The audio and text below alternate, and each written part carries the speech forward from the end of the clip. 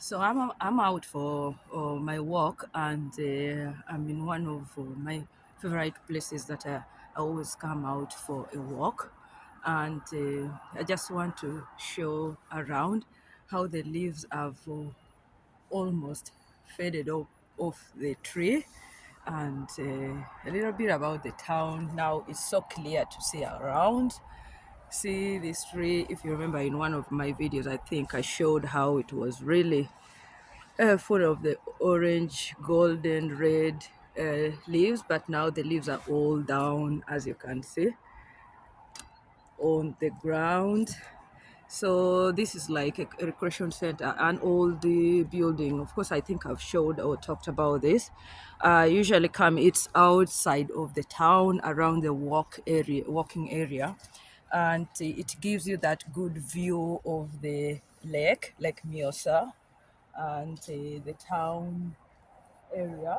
So it gives you a very good view if you really want to come out and just be by yourself and just stand here and just look around.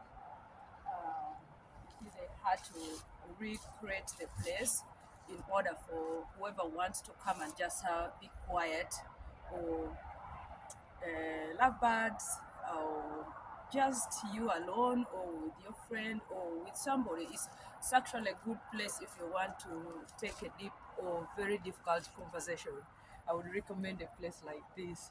Like you come up here and have that difficult conversation that really I would say the difficult conversations actually are the conversations that will make things better. But sometimes it's very difficult to talk about. So these are kind of the environment one can use to talk about difficult conversations. And yeah, so yeah, that has just come in between as a recommendation for this place, but it wasn't the focus of what I'm on. I just want to walk around and show you the view, how it's looking like, and yeah, just continue my healthy walk. And as always, I recommend for you to go for a walk. So come with me. I'm just going to go in the forest a little bit, although it's wet. It rained the whole night. I had it, so it's a bit wet. Regardless, as long as it's not very cold or not in a condition that I cannot go in the forest, I will always pursue the forest because this is where my life really flourish. So I'm just taking my walk for the day, as as always. At least it's something that I've made my brain get used to, and when I skip a day without doing it, my brain demands for it.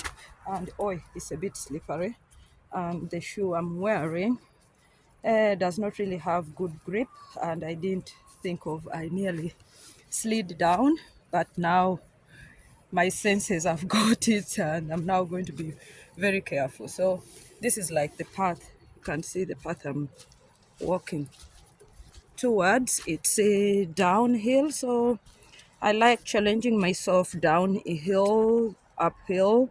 So yeah, here we go. I have to continue looking down. So I'm going down there, and hopefully I will manage it. Regardless, the shoe I'm wearing does not have that good grip, but I think I'll make it.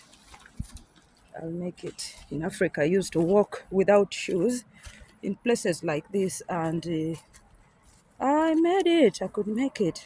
It's really steepy there to get down there, so I have to find ways, hold on to the tree branches and trust my grip and my stamina to go down here.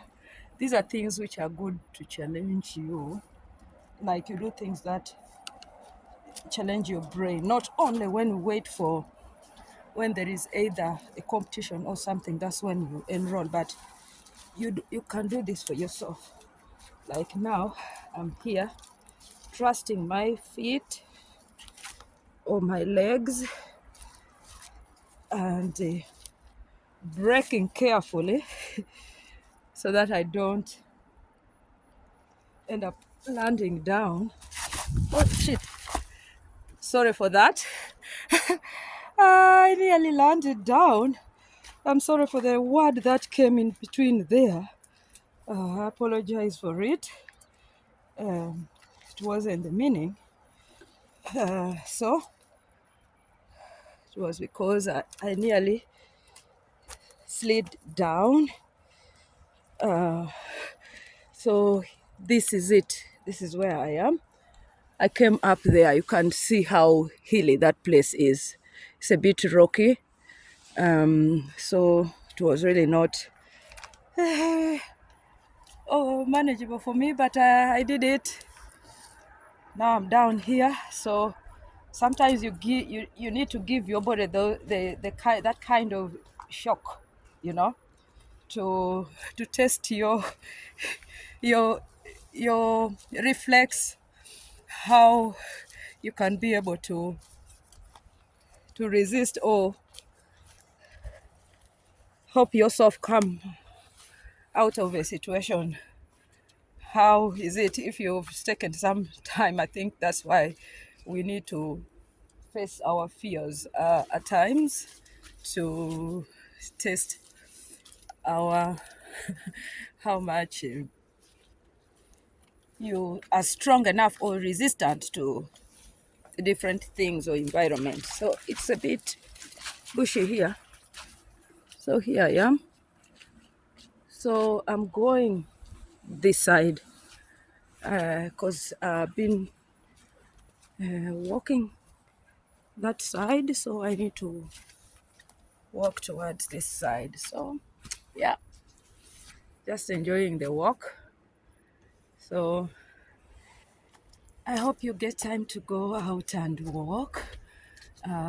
You can see this is what actually I wanted to show you, that the leaves are all down and almost all, so it's only the Christmas trees that remain standing with the leaves because they are Christmas trees. I think that's why they are called Christmas trees, because they are so resistant to the weather change. They don't fade, they stand even through the winter.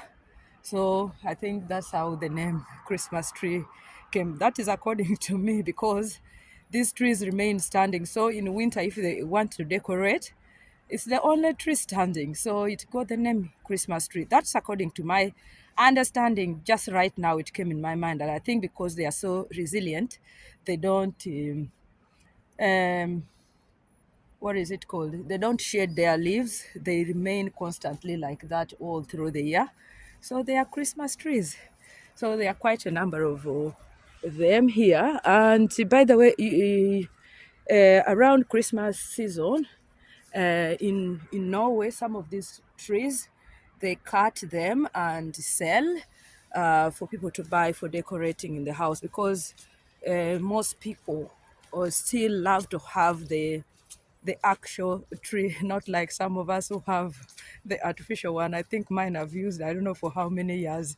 You just pack it and keep it, keep it in the store, and then bring it out when it's Christmas season again, and you decorate. But most Norwegians, they will prefer this, and they will buy, they sell them. I think in most countries, like in England also, they cut trees like this, but here also they cut, yeah.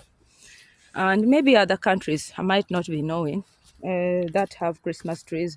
Yeah, in my country we have.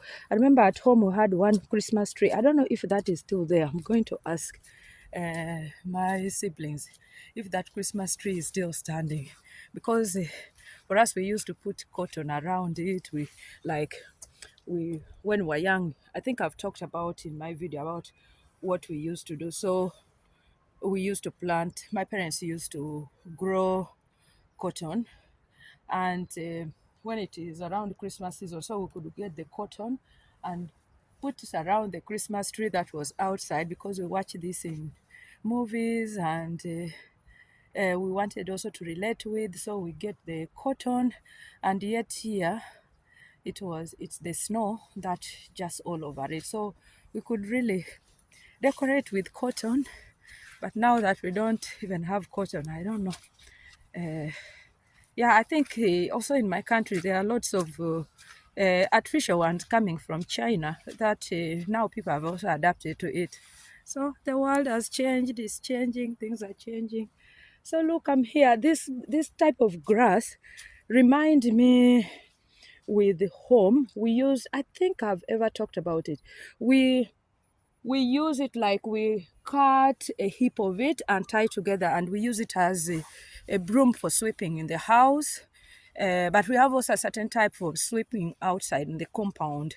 But this we use it more for sweeping in the house. Not actually this, but something close to this that we use to pick. So now you can see most of the trees have shed off leaves. Look how they are standing. So it's now more brighter. Like you don't see, like in between here, you could see it was not easy. If I was standing here and all these trees had leaves, I wouldn't be able to view the lake properly. It would be just slightly. But right now I see the town, the church building, the lake, and the other side of the lake is so clear because the trees have faded off the leaves. So that has been my walk for the day. I have to go and catch up, prepare for my church service. It's a Sunday. So be blessed. I hope you get time to go for a walk, do something that you love, that make your body feel good, fall in love with yourself. This is the way I hope to treat my body with love, bring it out to get the good fresh air, to breathe that fresh oxygen out here in the forest. And yeah, then I go and catch up. It makes me feel good. Bye for now, all. Be blessed again.